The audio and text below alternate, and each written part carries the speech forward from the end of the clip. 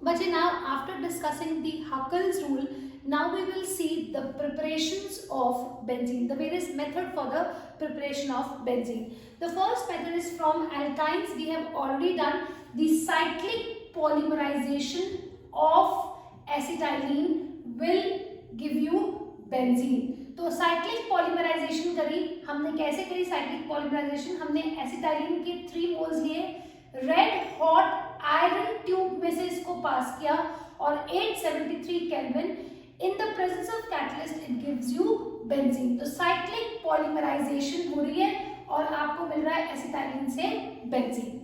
Next method हमने reactions के अंदर एक किया था डीकार्बोक्सिलेशन रिएक्शन। बच्चे डीकार्बोक्सिलेशन का मतलब था कार्बोक्सिलिक एसिड ग्रुप रिमूव हो गया। हमने क्या किया, sodium salt of carboxylic acid लिया। हमें यहाँ पर चाहिए बेंजीन, तो हमने ले लिया sodium salt of benzoic acid. Benzene ring के ऊपर COOH इज बेंजोइक एसिड, तो सोडियम सॉल्ट बन गया सोडियम बेंजोइट। इसको हमने हीट किया सोडा लाइन में, NaOH इज सोडा और साथ में CaO इज लाइन। तो when you heat in presence of soda line, what you get is benzene along with Na2CO, दो ये और एक क्या गया Na2CO3, और जो हाइड्रोजन था वो अटैच हो गया बेंजीन रिंग के साथ। फिनाइल ग्रुप के साथ हाइड्रोजन अटैच होते ही आपको मिल गया बेंजीन रिंग। नेक्स्ट मेथड है बच्चे रिडक्शन ऑफ फिनॉल। अगर phenol that means benzene ring के ऊपर OH ग्रुप, फिनॉल को जिंक के साथ हीट करते हैं तो ये बन जाएगा Zn और O, H मिल जाएगा फिनाइल को, दैट मीन्स C6H5 और एक H मिल गया, बन गया benzene. So these are the most common method for preparation of benzene.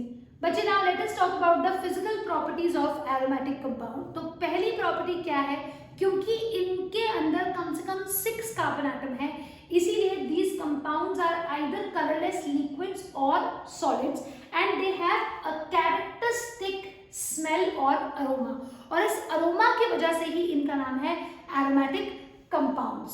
और बच्चे कई कंपाउंड्स ऐसे हैं जिनकी यूनिक अरोमा है जिसकी वजह से they repel moth, they have a moth repellent property, for example naphthalene. इसीलिए आप देखिए जब विंटर्स के कपड़े निकालते हैं या जब आप समर्स के कपड़े रख रहे हैं, कहीं भी जब हम कपड़े लॉन्ग टाइम के लिए पैक करके रख रहे हैं तो क्या करते हैं, उसमें हम नैप्थलीन बॉल्स डाल देते हैं, moth repellent property.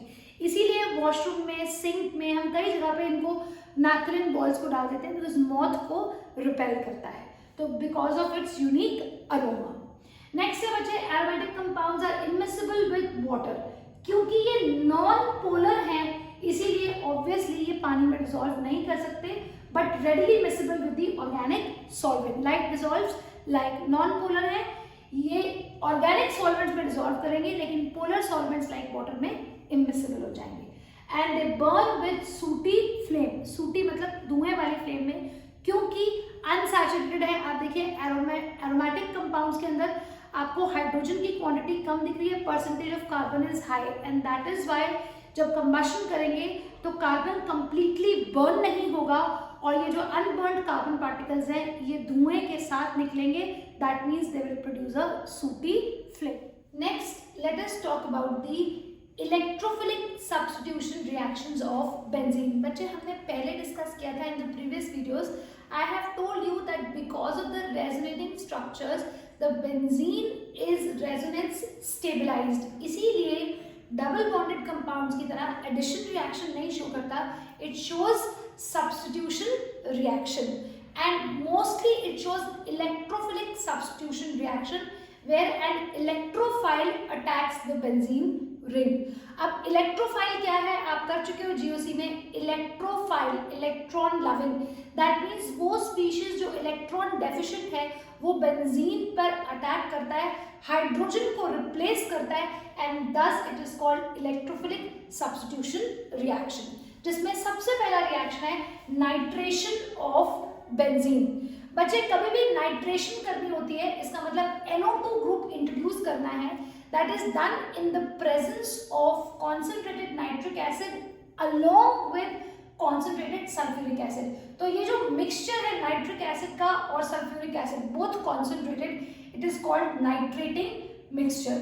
So when benzene is heated with a mixture of concentrated nitric acid and concentrated sulfuric acid at a temperature of 323 to 333 kelvin होगा क्या, यहाँ से एक हाइड्रोजन सब्स्टिट्यूट हो जाएगा NO2 ग्रुप से, आपको मिलेगा नाइट्रोबेंजीन प्लस वाटर।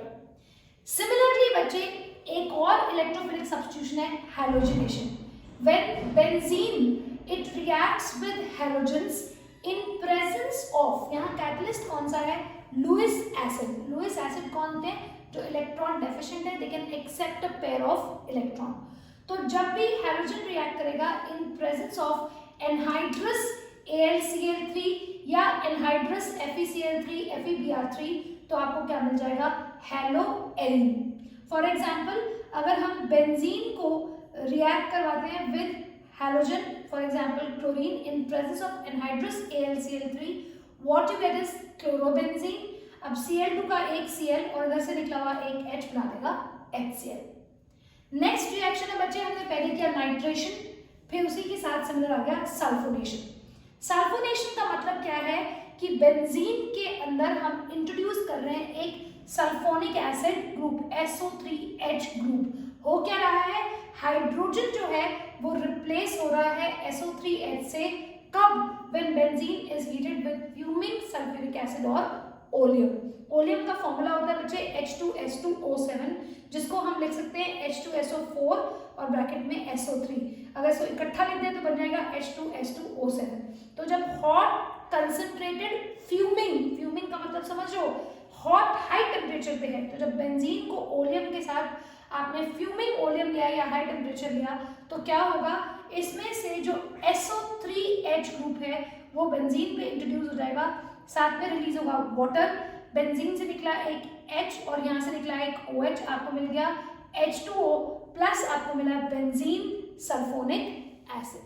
नेक्स्ट बच्चे बहुत ही इंपॉर्टेंट रिएक्शन है जिसको हम बोलते हैं फ्रीडल क्राफ्ट एल्काइलेशन, और सिमिलर है फ्रीडल क्राफ्ट एसाइलेशन। इसको शॉर्ट फॉर्म में FC एल्काइलेशन, FC एसाइलेशन भी बोलते हैं।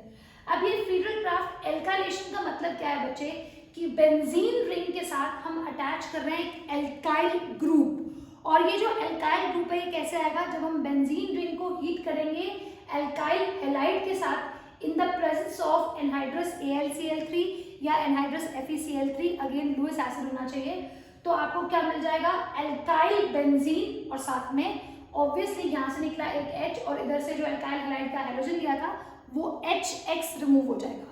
अब एग्जाम्पल के लिए हमने क्या किया, we are heating benzene with CH3Cl chloromethane, तो यहाँ से H और Cl अलग होकर HCl बना दिया, CH3 ग्रुप बेंजीन रिंग के साथ अटैच हो गया, बन गया टोलुइन। अब सपोज कर लो आप कहते हो मैम मैंने CH3 की जगह ले लिया C2H5Cl, कोई दिक्कत नहीं है, आपको क्या मिलेगा प्रोडक्ट, बेंजीन रिंग के ऊपर लग जाएगा C2H5 और ये जो Cl था इधर से निकला H वो बन गया HCl। तो जो भी एल्काइल ग्रुप ले रहे हो वो बेंजीन रिंग पे अटैच हो जाएगा, बन जाएगा एल्काइल बेंजीन। जैसे ये मिथाइल बेंजीन को हम कॉमनली कहते हैं टोलुइन, लेकिन ये जो प्रोडक्ट बनेगा इसको हम क्या कहेंगे, इथाइल बेंजीन।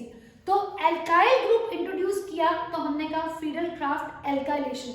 अगर आपका कैटलिस्ट सेम है, कंडीशन सेम है, लेकिन एल्काइल ग्रुप की जगह एसाइल ग्रुप है, यानी CH3COCl ले लिया आपने, अगर CH3Cl लिया तो अल्काइल था, एसाइल का मतलब CH3CO, ये एसाइल, और से आपने ले लिया क्लोराइड तो एसाइल क्लोराइड। तो ये अगर हमने कभी भी बेंजीन रिंग का रिएक्शन किया एसिड एनहाइड्राइड के साथ या फिर एसिड क्लोराइड के साथ, तो आपको क्या मिल जाएगा, आपको जो मेन प्रोडक्ट जो मिलेगा दैट इज एसिटोफिनॉल।